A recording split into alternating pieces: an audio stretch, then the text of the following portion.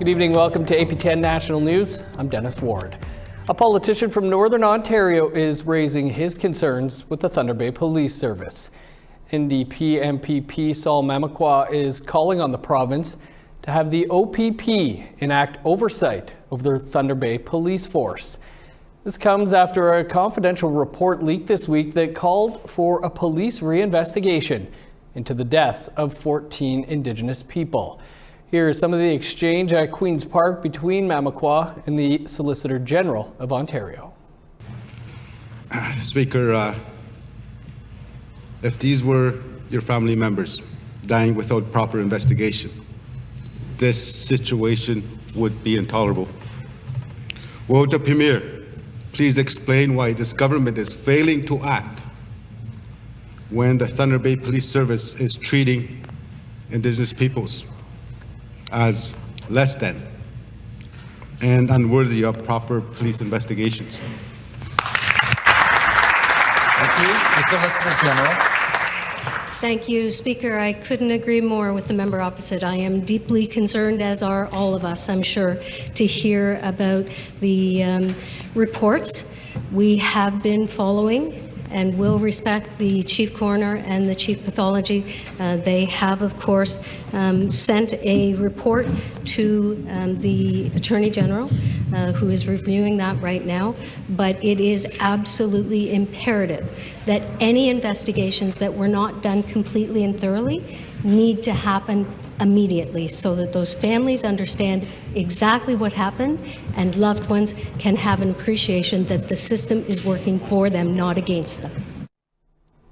And for more on this, we're joined now by MPP Saul Mamakwa from Toronto. Saul, thanks so much for being with us. Good to be here. I'd like to just start with your reaction to this latest report. As I mentioned, 14 more deaths of Indigenous people that investigators say should be reinvestigated. They also briefly looked at 25 unsolved cases of missing and murdered Indigenous women and girls in Thunder Bay. What are your thoughts about this?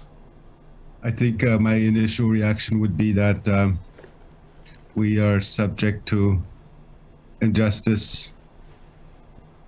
We are subject to racism, even when after our people die, and that's not right. You raised your concerns at Queen's Park with the Solicitor General, sharing your concerns. What should happen here? You know, I think there needs to be some type of oversight. I believe some accountability, you know, at the provincial level. And I think and that's what I asked is that whatever process that is there, and whether it's the the expert panel, whether it's an inquiry, that there is direct oversight of from the OPP as a province, right? So I think that's very critical, because we see it on how sometimes it's just like they are just investigating themselves, and the path forward from Senator Murray Sinclair, there's a path forward in that on how they're going to do it, and that path has been ignored. We cannot continue this way. There have been calls for the Thunder Bay Police Service to be disbanded and replaced perhaps with the OPP, or a mix of the OPP and Anishinaabe Police Service. Do you think it's time to disband the Thunder Bay Police Service? I've been talking to some of the leadership on it, Indigenous leadership, and whatever the direction that they're going, I think I would support it. And I think, I'm not sure when I've seen stories of it in the news, and but we need to be able to we would need that First Nations for me to be whatever. I want to be able to support First Nations, because again, as I said from the beginning, we are subject of racism as Indigenous peoples, even after we die, and that cannot continue. And I think that we need to be able to be treated as human beings. And, whenever the investigations happen, that they are done properly. So we'll have to leave it there, but do appreciate you taking some time to speak about this with us today. Okay, miigwech for having me. Now, the Office of the Ontario Solicitor General tells APTN News that any decision on disbanding the Thunder Bay Police Service won't be made until after the Ontario Civilian Police Commission's investigation wraps up into the Chief, Deputy Chief, and administration of the Thunder Bay Police Service. A group of Indian Act chiefs from British Columbia have signed on to buy part of the Coastal GasLink pipeline. Wet'suwet'en hereditary chiefs and their followers have been physically opposing the Northern BC pipeline project. APTN's Fraser Needham brings us up to date. Tensions once again erupted just a few weeks ago. Coastal GasLink alleges a group of masked and camouflaged attackers wielded axes, fired flare guns, and caused millions of dollars of damages last month. 16 of the 20 First Nations along the pipeline route have signed on for a 10% share in the pipeline. Right, so we're not the leader of one of these First Nations says it's important they be involved in the project. The LNG is a demand, and it's something that we definitely need. And it's something that Fort Nelson First Nation is also interested in having one of the 3 biggest gas basins in North America. I think the landscape is definitely changing, where we have more inclusion and more involvement. And I think that the more that we're involved, the better we can make decisions that are happening out on the land. Fraser Needham, APTN National News, Ottawa. To the north now, and mold in Nunavut's public housing units is a problem as old as the territory itself. But the government in Nunavut has announced some progress against the ongoing hazard. Most recently, the mold issue was brought up by a former Nunavut MP, Mumila Kakak, after she toured Nunavut public housing to see the conditions for herself. Moldy units were common. At the Nunavut Legislative Assembly, the housing minister explained just how many units the government has made mold-free since 2016. Since then, we have remediated 150 units in 14 communities. This coming fiscal year's mold remediation program will be in 11 communities and addressing a further 52 units. Mr. Speaker, this will increase the total number of immediate units by 33%. An update now to a story we brought you yesterday. Marley Alicia Morris has been found safe after having been missing for 3 weeks. This according to Morris's father, Fabian Francis. Morris was one of the women featured in an awareness walk in Dartmouth, Nova Scotia Wednesday, when Morris's family pleaded for her return. No further details are available at this time. Time for a quick break. Coming up, we'll speak with a Cree lawyer about people claiming false Indigenous identity. Stick around.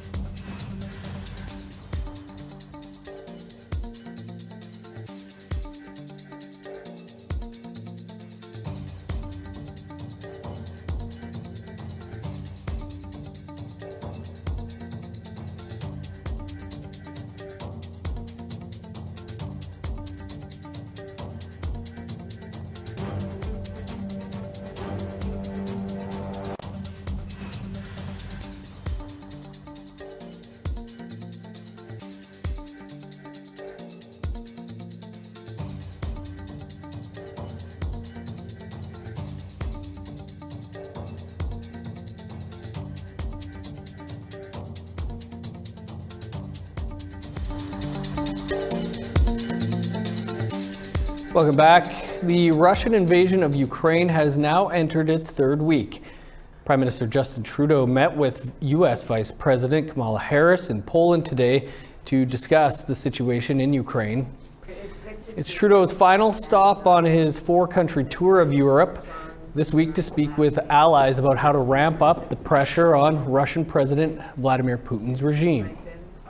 You yourself and the Biden administration and President Biden particularly have been so strong on this issue, coordinating like-minded countries over the past weeks to prepare for this possibility of the unthinkable of Russia invading Ukraine.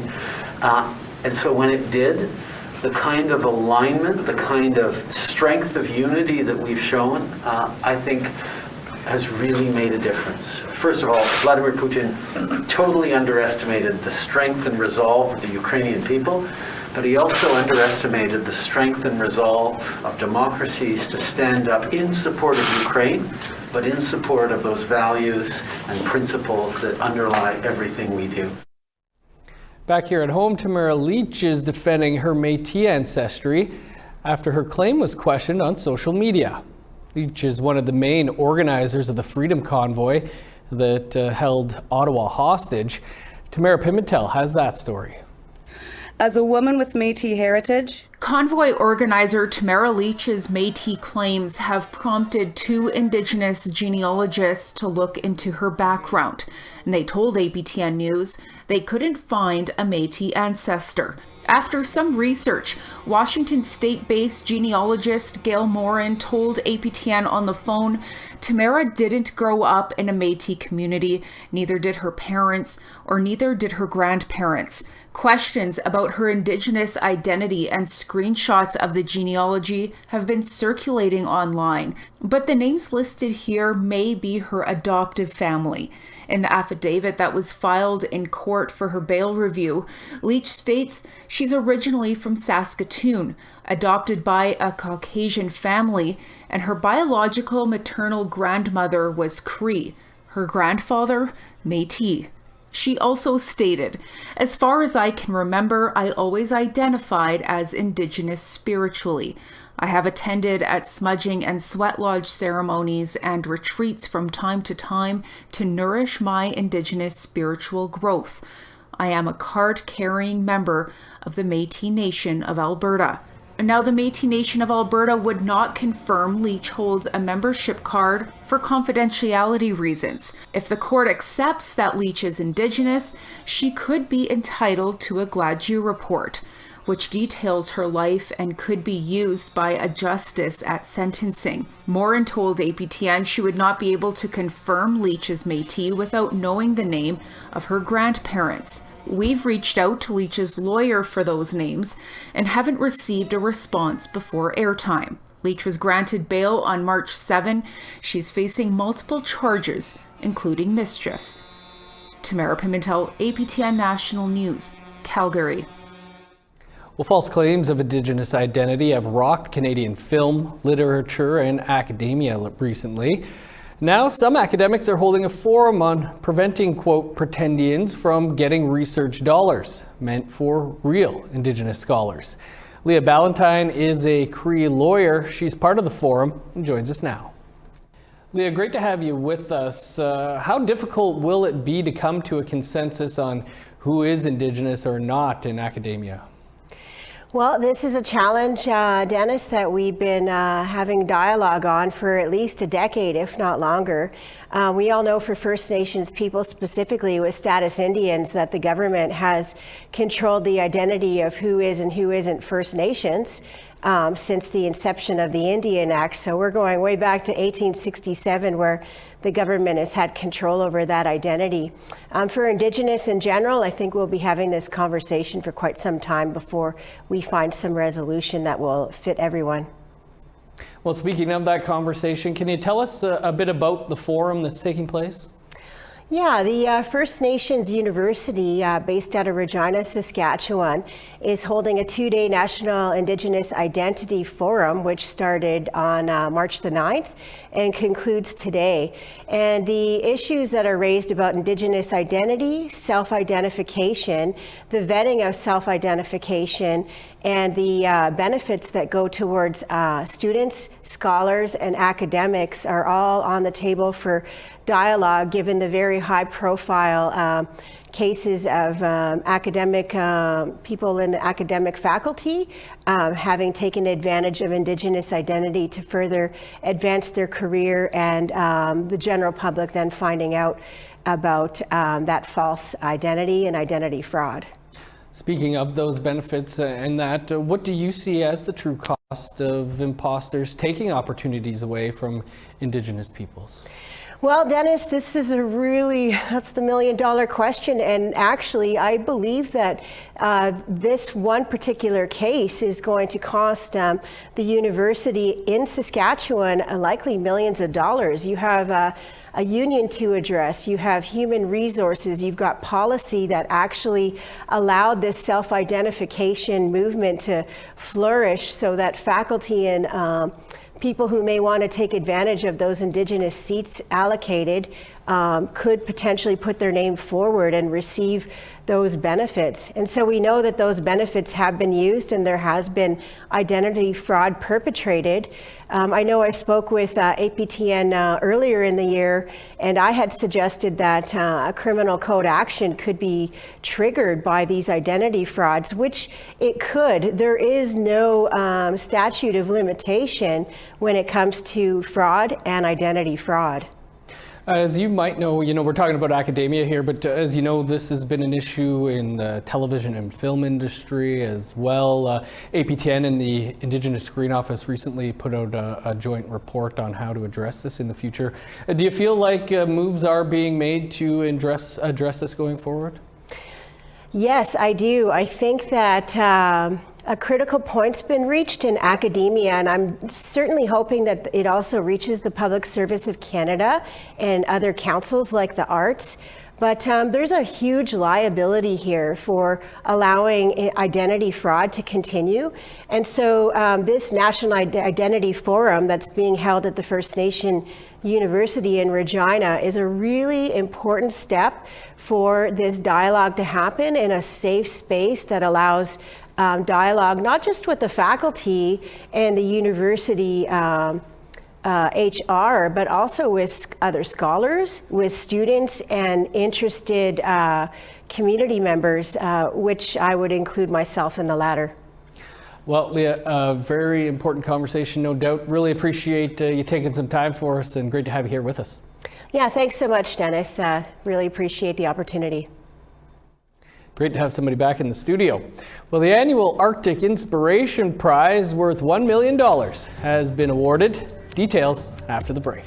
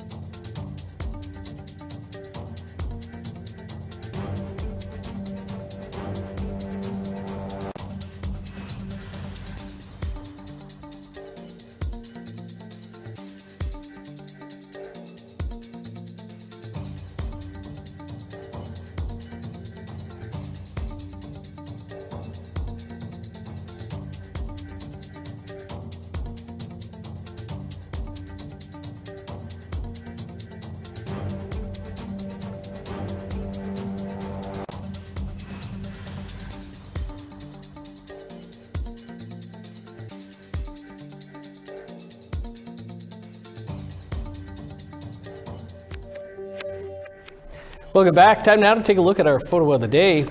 And today our photo is provided by Barbara Morgan with this wonderful image of the sky over St. John's, Newfoundland. We're reminded that even on a cloudy day, the sun finds a way. Thanks for sharing, Barbara.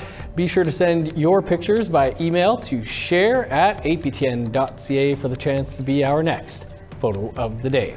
Now let's take a look at Friday's weather forecast. Starting on the East Coast, 9 in Halifax, 2 in Charlottetown. Minus 15 with snow for Nain, 11 below and snow for Happy Valley Goose Bay. Plus 1 with snow in Montreal, minus 6 in Chibougamau. Minus 4 and snow in Sault Ste. Marie, minus 3 in North Bay. Minus 7 in Thunder Bay with snow, flurries, and 12 below in Sioux Lookout. Minus 14 for God's Lake, Norway House, and the Paw. 15 below in Winnipeg, minus 14 in Barons River. Sunny and 17 below for Regina, minus 15 in Saskatoon. Minus 11 in Meadow Lake and La Ronge. In northern Alberta, minus 8 with snow in Fort McMurray, plus 1 in Peace River. Minus 1 in Medicine Hat, 6 above in Lethbridge. Plus 6 in Vancouver, plus 7 for Victoria. Plus 3 in snow in Prince George, 0 with snow in Dease Lake. Minus 22 in Old Crow and Rock River. Minus 20 in Yellowknife and Norman Wells. 22 below with snow in Sax Harbor, minus 23 in Inuvik. Minus 23 for Whale Cove and Chesterfield. Minus 26 in Resolute, 29 below in Igloolik. An Inuit Recovery Centre in northern Quebec has been awarded the annual $1 million Arctic Inspiration Prize for their inpatient family program initiative. It will allow people recovering from addictions to bring their families along their healing journey. Amelia Fournier has more.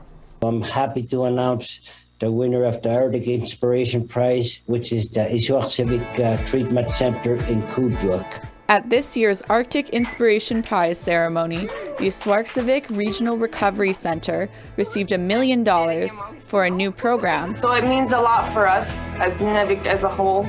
The program is set to run out of Iswarsavik's new healing center, slated to be completed next year. I'm getting emotional.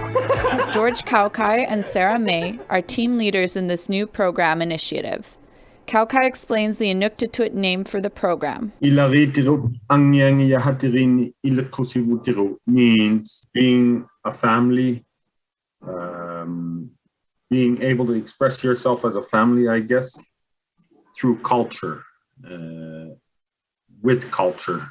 Kaukai says Inuit are still recovering from post-colonial trauma. According to a 2021 study by the Canadian Centre on Substance Use and Addiction, Nunavut had the highest prevalence of alcohol consumption of the 4 Inuit regions in Canada between 2012 and 2017. Since 1994, the Iswarsavik Centre has been providing addictions recovery care through clinical practices and Inuit teachings. They serve the 13,000 mainly Inuit inhabitants of the vast Nunavut region at no cost. Located in Kuujjuaq, clients frequently have to travel hundreds of kilometers from one of the other 13 fly-in communities to attend Iswarsavik. I've been working here for 6 years, and I see firsthand the heartbreak when they have to leave family members behind to come into treatment. The new center will expand bed capacity and provide childcare and tutoring. Instead of leaving their families behind to come for treatment, they'll be able to come with their whole family, heal as a family. The prize money will go towards expanding land therapy services, including camping excursions and on-the-land counseling. It helps Inuit to feel more connected to the land and where they come from, and I think to help them feel grounded and in the healing process. It's very heartfelt. May and Kaukai have both benefited from land therapy in their own healing journeys. I'm on the land all the time. That keeps me sober. If I didn't have the land, I don't know the land's my counselor, I guess. There's a lot of trauma passed down through generations to generations, and it's very apparent It affects us all. And we really think that with where we are today, this is the way to go. Emilia Fournier, APTN National News, Montreal. Sounds like a very worthy project. Congrats. Well, another Thursday has rolled around, and that means it's nearly time for Nation to Nation. Here's host producer Brett Forrester with what's in store. Thanks. There's a complex history of relations between First Nations, Métis, and Ukrainian settlers in Canada. Tonight, amid the war overseas, I'll speak with a PhD candidate in Indigenous Studies who is uncovering these often forgotten stories. And remember Lynn Bayak. 5 years ago, the former senator made her controversial defense of residential schools that she claimed was rooted in concerns about the use of tax cash. I'll speak with a Mohawk sociologist probing those arguments. Finally, Dr. Evan Adams joins me to discuss the evolving COVID-19 situation in Indigenous communities. That's coming up right after the news. Looks good. You can catch Nation to Nation in less than 2 minutes time. That is all the time we have for your APTN National News. For news anytime, visit our website, aptnnews.ca. I'm Dennis Ward. Thanks for being with us. We'll see you back here tomorrow.